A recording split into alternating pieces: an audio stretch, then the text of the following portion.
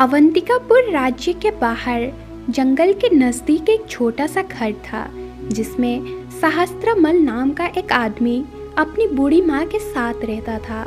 सहस्त्रमल एक चोर था। उसने ना जाने कितनी चोरियाँ की थी, लेकिन वो कभी पकड़ा नहीं गया। उसकी माँ ने कभी उसे चोरी करने के लिए नहीं रोका, बल्कि उसे हमेशा चोरी करने के लिए बढ़ावा देती थी। सहस्त्रमल भेष बदलने, दीवारें फाड़ने और ऊंची चढ़ाई करने में माहिर था। यही कारण था कि वह आज तक कभी पकड़ा नहीं गया। एक दिन की बात है, सहस्त्रमल ने अपना हुलिया बदला और एक लालची नाई की दुकान पर जा पहुंचा। नाई ने जब देखा कि एक बहुत ही अमीर दिखने वाला आदमी उसके दुकान पर आया है, तो वो मन ही मन में सोचने लगा, आज तो मोटा मुर्गा फंसा है, इसकी खूब आओ भगत करनी चाहिए। आइए आइए हुजूर, आइए आइए, आपका स्वागत है। आइए आइए आइए। दुकान पर नाई के साथ उसका 6-7 साल का बेटा भी था। नाई ने सहस्त्रमल से कहा, हाँ बताइए हुजूर, क्या सेवा की जाए आपकी, बताइए। मुझे हजामत करवानी है और बाल और नाखून कटवाने हैं। हाँ हाँ, जी जी श्रीमान, आप बैठिए तो सही, पधारिए तो सही, बैठिए बैठिए। नाई मन ही मन में बहुत खुश था और सोच रहा था, अवश्य ही ये आदमी मुझे मेरे काम के लिए मुंह मांगे पैसे देगा। जब नाई ने अपना काम खत्म कर दिया तो सहस्त्रमल कहने लगा, मजा आ गया, आनंद आ गया। अरे वाह भाई, वाह वाह वाह वाह, तुमने बहुत बढ़िया काम किया। अरे तुम्हें तो इसका खास इनाम मिलना चाहिए। रुको रुको, मेरी ओ हो, लगता है कि मैं अपनी अशर्फियों की थैली अपने घर पे ही भूल आया हूँ। हाँ, एक काम करो भाई, तुम अपने बेटे को मेरे साथ भेज दो। अरे कोई बात नहीं हुजूर, जैसा आप कहें। और फिर नाई ने अपने बेटे से कहा, बेटा तुम इन सेठ जी के साथ चले जाओ, ठीक है। सहस्त्रमल उस छोटे लड़के को लेकर शहर के दूसरे छोर पर स्थित एक कपड़े के दुकान में गया। वो कपड़े के दुकानदार से कहने लगा, सेठ जी, मुझे कुछ कपड़ा खरीदना है। बहुत अच्छी किस्म का, उम्दा किस्म का कपड़ा होना चाहिए। दिखाइए। पधारिए हुजूर, पधारिए, मैं आपको बढ़िया से बढ़िया कपड़ा दिखाऊंगा, आप उनमें से पसंद कर लीजिएगा, दिखाता हूँ। चोर ने चुन चुन कर महंगे कपड़े पसंद कर लिए और फिर कहने लगा, ये रहा, ये वाला भी। हाँ, ये हो गए सारे कपड़े। हाँ तो सेठ जी, मैं ये सारे के सारे कपड़े खरीदना चाहता हूँ। रुकिए, बताइए कितना हो गया। अरे मैं रुपए तो लेकर आया ही नहीं, मेरी थैली तो घर छूट गई। हाँ, एक काम कीजिए सेठ जी, आप इन सब कपड़ों की गठरी बना दीजिए, मैं कपड़े ले जाता हूँ। और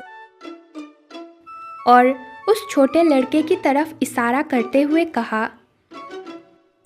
ये मेरा बेटा है सेठ जी, ये तब तक आपके पास ही रहेगा, ठीक है ना। अरे साहब, आप तो चिंता मत ही कीजिए, मैं इसकी देखभाल करूंगा, ठीक है। चलो बेटा, आ जाओ आ जाओ आ जाओ। सहस्त्रमल ने कीमती कपड़ों की वो गठरी उठाई और दुकान से चला गया। जब वो अपने घर पहुंचा तो वो गठरी उसने अपने माँ के पैरों में रख दी और कहने लगा, माँ, ये सब तुम्हारे लिए है, लो। शाबाश बेटा शाबाश, आज तो तुम बहुत ही बड़े हाथ मार कर लाए हो। हाँ तो माँ, अब तुम नगर में जाके पता करो कि इस चोरी के बारे में लोग क्या कह रहे हैं। ठीक है बेटा, मैं अभी जाती हूँ।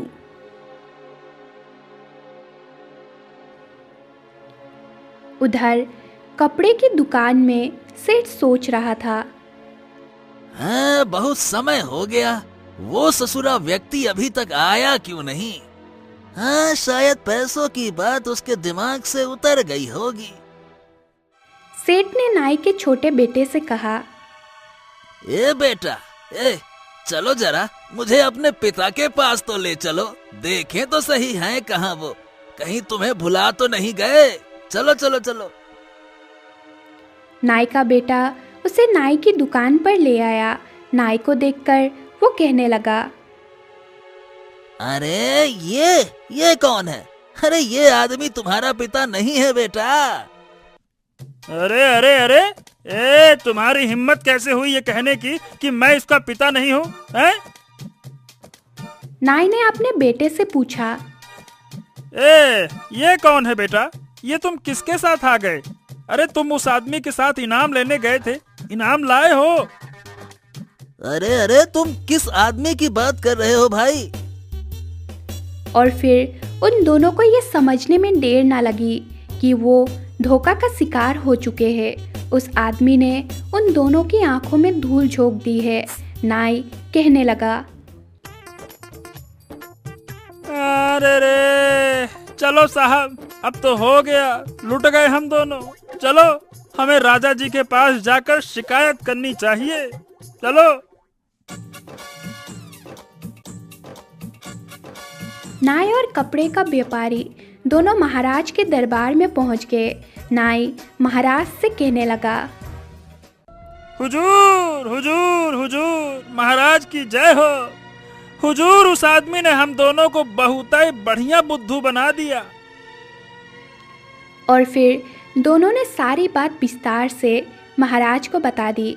उस समय दरबार में एक घोड़े का व्यापारी जो राजा को घोड़े बेचने के लिए आया था वहां पर मौजूद था। वो महाराज से कहने लगा, महाराज, एक चोर को कभी न कभी घोड़ों की आवश्यकता जरूर पड़ती है। यह धूर्त जो भी है वो मेरे पास जरूर आएगा और तब मैं उसे धर दबोचूंगा। बड़ा आया, अरे उसे जंजीरों में पकड़कर आपके सामने हाजिर करूंगा। हाँ।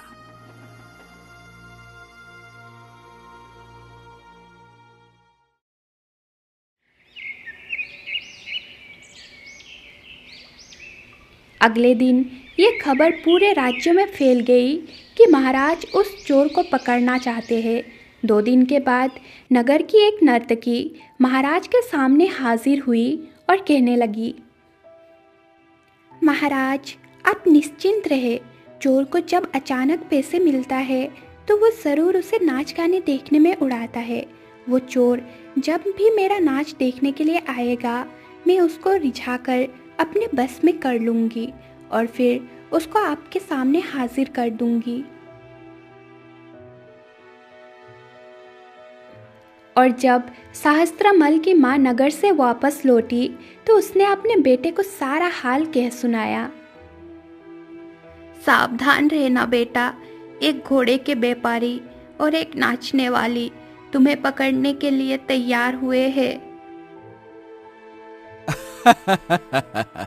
अरे घबराओ मत माँ, इन दोनों को मैं अच्छा सबक सिखाऊंगा। बड़े आए मुझे पकड़ने वाले, अरे ऐसा सबक सिखाऊंगा कि वो भी याद रखेंगे किससे पाला पड़ा था। हाँ। उसी शाम जब नगर के बाहर घोड़ों का व्यापारी अपने खेमे के पास आराम कर रहा था तो सहस्त्रमल अपना भेष बदलकर उसके सामने जा पहुंचा। घोड़े के व्यापारी ने सोचा, हाँ, ये आदमी अवश्य ही शहर का कोई नामे गिरामे सेठ होगा।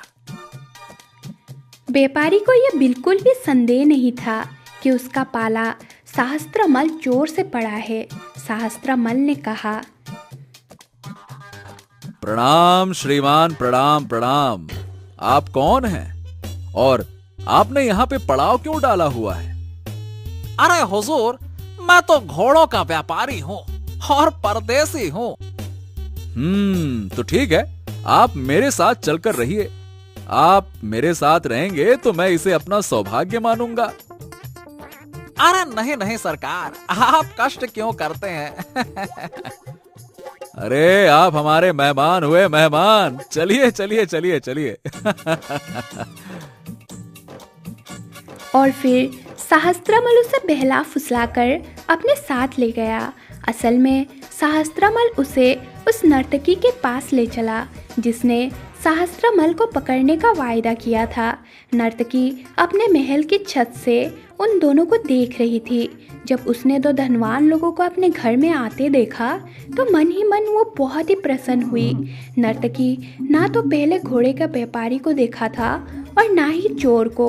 वो आगे बढ़कर उन दोनों का स्वागत करती है। सहस्त्रमल फौरन उसे एक दूसरे कमरे में ले गया और बड़ी ही धीमी आवाज में उससे कहने लगा, हाँ सुनो, मैं क्या कह रहा हूँ, ये मेरा मित्र है, बहुत खास मित्र है और ये बहुत ही पैसे वाला और उदार है। ये तुम्हारा नाच देखना चाहता है, परंतु अरे हजूर, पहले आप हाथ मुंह धो लीजिए, कुछ देर आराम कर लीजिए, मैं उन्हें इस घर का सबसे अच्छा कमरा दूंगी। और फिर वो नर्तकी घोड़े के व्यापारी को अपने साथ ले चली। नर्तकी ने व्यापारी को उसका कमरा दिखा दिया और फिर वापस आई। वो सहस्त्रमल से कहने लगी, हजूर, आप क्या यहाँ पर नहीं रुकेंगे?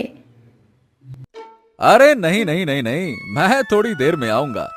असल बात यह है कि मैं एक सुनार हूँ और अभी मुझे राजमहल में जाना है जहां पर मुझे महारानी जी के लिए आभूषण तैयार करने हैं, तो मैं वहीं जा रहा हूँ। मैं बाद में आऊंगा, ठीक है? तभी सहस्त्रमल की नजर नर्तकी के पहने हुए आभूषणों पर पड़ी। वो कहने लगा, अच्छा, अरे देवी जी, आपके आभूषण तो बहुत ही पुराने और मतलब मैले और गंदे से मालूम पड़ते हैं। ये देखिए, यदि आप चाहें तो मैं इन आभूषणों को धोकर चमका दूंगा। अरे ऐसा बना दूंगा जैसे बिल्कुल अभी अभी नए बने हो, और आपसे इस काम के लिए कोई पैसे भी नहीं लूंगा। बताइए, कर दूं? बेचारी नर्तकी उसकी बातों में आ गई और उसने अपने आभूषण एक पोटली में बांधे। श्रीमान, मेरे आभूषणों को इस तरह से चमकाइए कि देखने वाले की आंखें चुंधिया जाए। अरे ऐसा चमकाएंगे कि देखने वाले की क्या, आपकी खुद की भी आंखें चौधिया जाएंगी। आप निश्चिंत रहिए देवी जी, निश्चिंत रहिए। और फिर ये कहकर सहस्त्रमल ने गहनों की वो पोटली अपने पास रखी और उसके घर से वापस चल दिया। लेकिन वहाँ से जाने से पहले सहस्त्रमल व्यापारी के कमरे में गया तो व्यापारी ने उसका बड़ा ही आभार किया। व्यापारी तो ये सोच रहा था कि ये सहस्त्रमल का ही घर है। व्यापारी कहने लगा, वाह वाह वाह वाह, आपने मुझे कितना आलीशान कमरा दिया है श्रीमान, मैं हमेशा आपका ऋणी रहूंगा।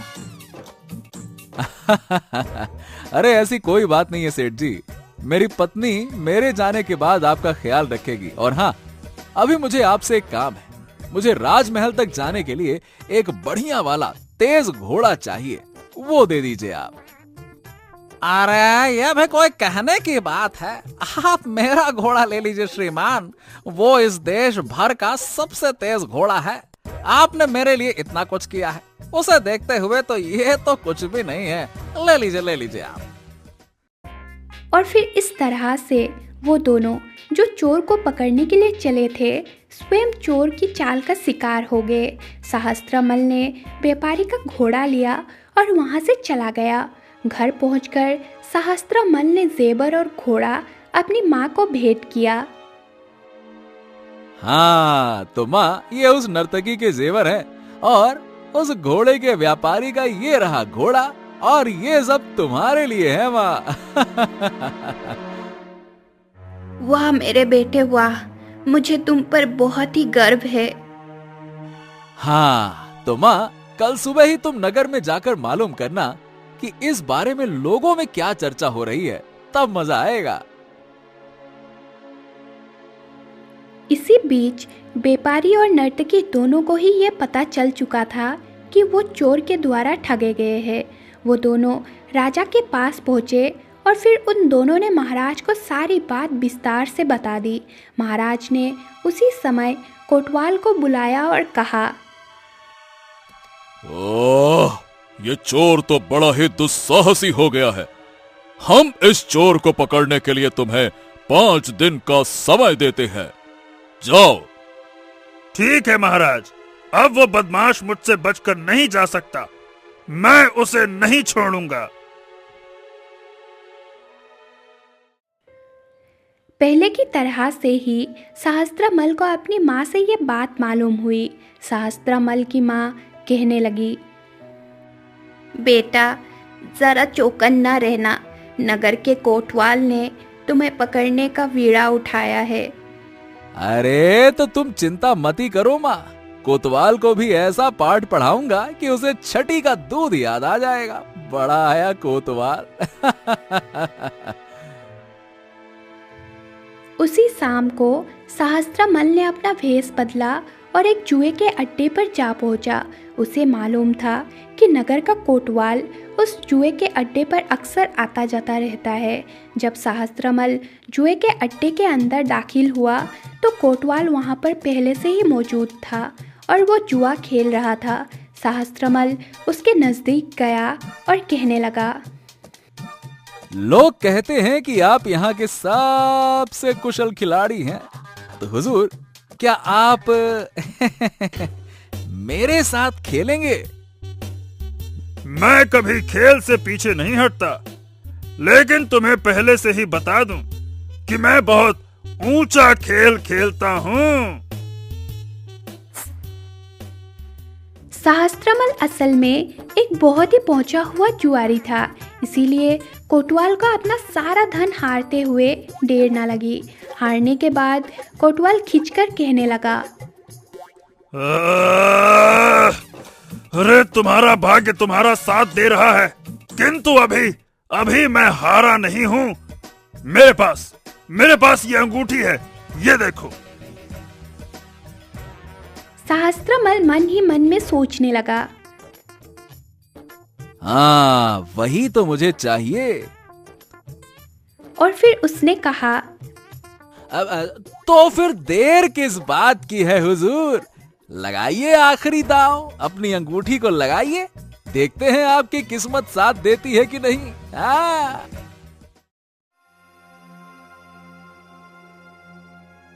और बदकिस्मत कोतवाल अपनी अंगूठी भी हार गया।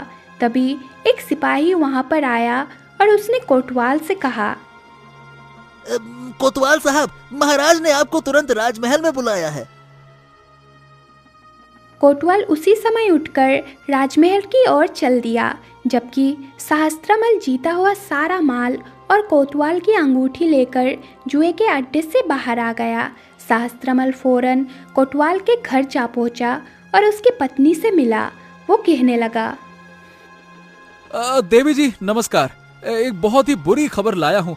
देखिए आपके पति को गिरफ्तार कर लिया गया है। क्या? ऐसे कैसे हो गया? हाँ देखिए, जल्द ही राजा के सिपाही उनकी संपत्ति पर कब्जा करने के लिए यहाँ आने वाले हैं।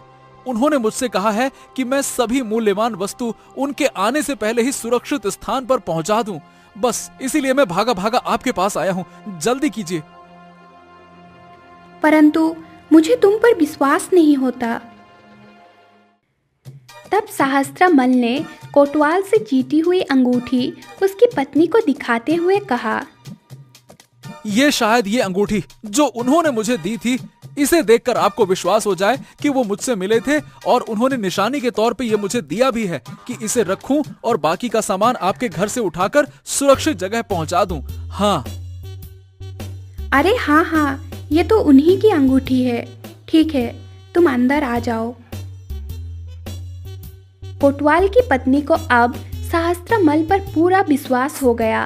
वो कहने लगी, तुम ये सारा सामान लेकर कैसे जाओगे? अरे मैं एक बड़े बोरे में भर लूंगा ना, आप तो निश्चिंत रहो, आप बस सामान निकालो। कुछ देर बाद एक बड़ा सा बोरा पीठ पर लादकर चोर वहां से जाने के लिए तैयार हो गया। कोतवाल की पत्नी ने कहा, भगवान तुम्हारा भला करे। अरे तुम्हारी मदद के लिए धन्यवाद देवी जी। पता नहीं कब सिपाही आ जाएं, मैं जल्दी से यहाँ से निकलता हूँ। बहुत बहुत धन्यवाद। अरे ये तो मेरा सौभाग्य था। और फिर चोर वहां से चला गया। वो घर पहुंचा और बोरा अपनी माँ के चरणों में रख दिया। हाँ माँ, नगर के कोतवाल की ओर से ये रहा उपहार, देखो तो। बेटा, मुझे तुम पर गर्व है, किंतु अब तुम और ज्यादा जोखिम मत उठाओ। उधर जब नगर का कोतवाल अपने घर पहुंचा तो उसकी पत्नी कहने लगी, आपको देखकर मुझे चैन की सांस आई स्वामी। क्या किसी ने आपकी जमानत दे दी? हैं? अरे ये क्या कह रही हो तुम? अरे आप ये तो बताइए कि आपको गिरफ्तार क्यों किया गया था? अरे ये तुम क्या बकवास कर रही हो? मुझे तो कुछ समझ नहीं आ रहा। आपका मित्र आया था और हमारी सारी संपत्ति लेकर चला गया। मित्र? संपत्ति? अरे जरा समझाने का कष्ट करो कि सारा का सारा मामला क्या है। उलझाओ नहीं, स्पष्ट बताओ। जब कोतवाल की पत्नी ने सारी घटना उसे विस्तार से सुनाई तो कोतवाल का चेहरा बुरी तरह से पीला पड़ गया। उसका मुंह खुला का खुला रह गया और उसके मुंह से एक भी बोल नहीं फूटा। पत्नी कहने लगी, अरे कौन था वो आदमी? आप कुछ बताते क्यों नहीं कि कौन था वो? अरे वो तो वही चोर था। क्या कहा आपने? वो चोर जिसे पकड़ने की आपने शपथ ली थी। जब राजा को पता लगा कि चोर कोतवाल को मूर्ख बनाकर उसी को लूट कर ले गया तो राजा कोतवाल पर बहुत ही क्रोधित हुआ। क्रोध में वो कोतवाल से कहने लगा, अरे तुम्हें उस चोर को पकड़ने के लिए भेजा था और तुम खुद उस चोर का शिकार बन बैठे हैं? मेरे चारों तरफ मूर्खों का जमघट है। जब तक हम स्वयं इस मामले को हाथ में ना लें, वो धूर्त चोर कभी हाथ नहीं आएगा। तुम लोगों के बस का नहीं है ये। जल्द ही ये खबर पूरे राज्य में फैल गई कि राजा खुद चोर को खोजने के लिए निकलेंगे। चोर की मां ने अपने बेटे को खबरदार करते हुए कहा, बेटा होशियारी से काम लेना, हमारे राजा जी कोई बेवकूफ नहीं है। हाँ माँ, ये तो जल्द ही पता लग जाएगा।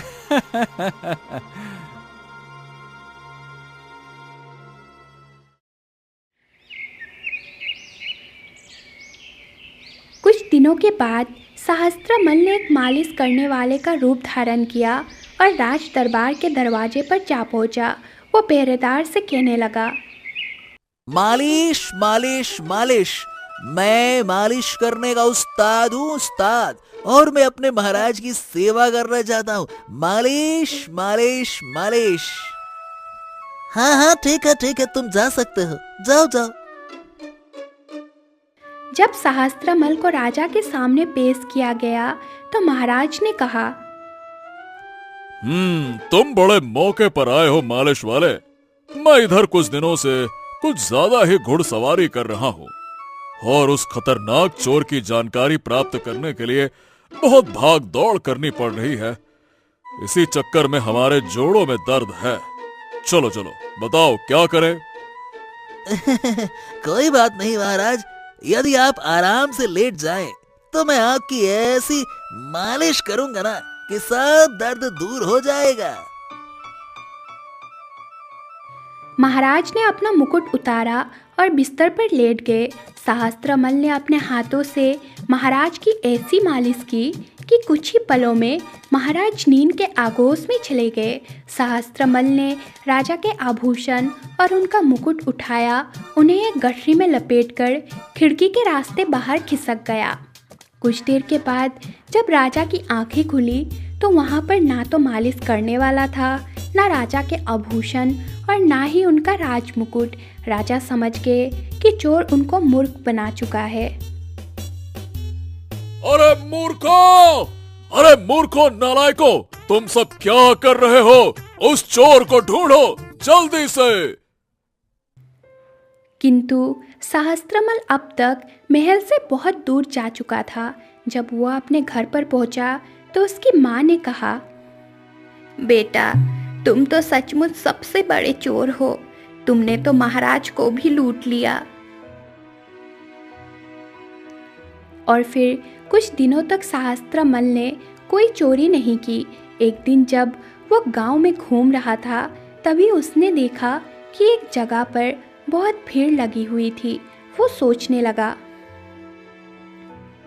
आज बहुत शुभ दिन है। देखता हूं कि यहाँ पे मौजूद लोगों में सबसे धनी कौन है।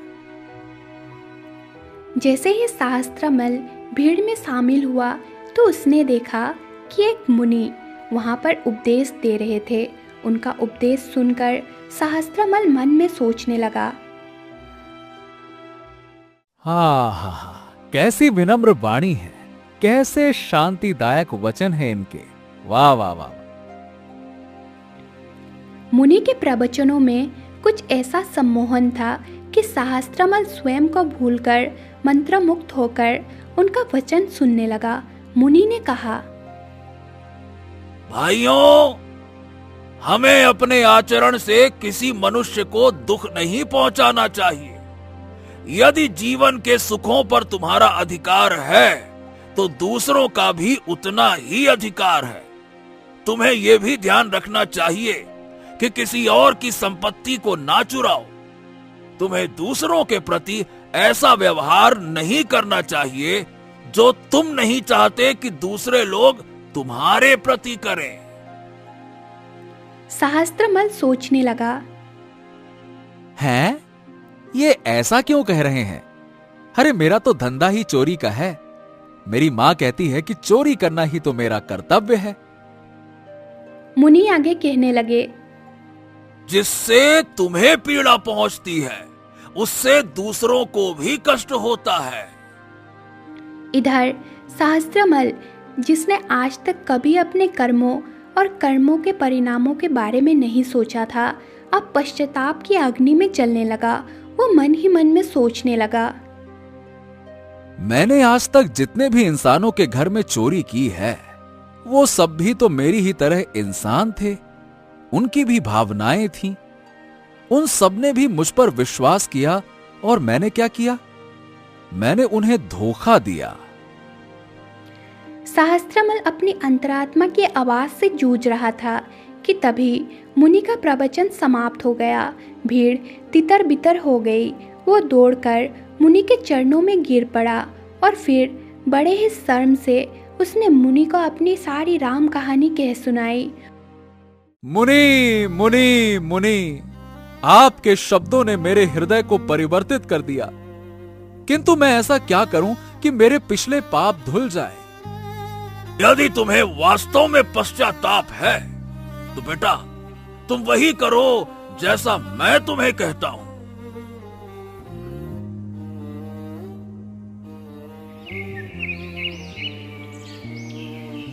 अगले दिन वही मुनि राजमहल में भी प्रवचन देने के लिए आए थे। स्वयं महाराज उनका प्रवचन सुन रहे थे। प्रवचन सुनने के बाद महाराज ने कहा, मुनि, आप हमारे राज्य के सबसे अधिक ज्ञानी व्यक्ति हैं, परंतु आप तो जानते ही हैं कि पिछले कई दिनों से एक चोर ने हमारे नाक में दम कर रखा है। उसी की वजह से हमारा मन अशांत रहता है। तभी मुनि ने अपने साथ आए हुए चोर सहस्त्रमल की तरफ इशारा किया। महाराज, ये रहा वो आदमी जिसने आपके मन को अशांत कर रखा है। ये रहा। ये देखकर महाराज हैरान रह गए। उन्होंने सैनिकों को आदेश दिया, सैनिकों, तुरंत इसे गिरफ्तार करो, पकड़ो इसे। सहस्त्रमल महाराज से कहने लगा, महाराज, आप मुझे जो भी दंड देंगे वो स्वीकार है। मैं और मेरी माँ वो सभी सामान लेकर आए हैं जो मैंने कभी चुराया था। आप इस सामान को इसके असली मालिकों तक पहुंचा दीजिए। क्योंकि तुमने अपनी इच्छा से आत्मसमर्पण किया है और तुम्हें अपने किए पर पछतावा है। साथ ही मुनि महाराज ने इस काम में मध्यस्थता की है, ठीक है? इसीलिए हम तुम्हें क्षमा करते हैं। सहस्त्रमल, तुम्हारे नए जीवन के लिए हम तुम्हें शुभकामनाएं देते हैं। धन्यवाद महाराज, धन्यवाद महाराज। महाराज की जय हो, मुनि महाराज की भी जय हो, महाराज की जय हो, मुनि महाराज की भी जय हो। और फिर उस दिन के बाद से सहस्त्रमल और उसकी माँ ने अपना बाकी जीवन बड़े ही शालीनता और पवित्रता के साथ बिताई।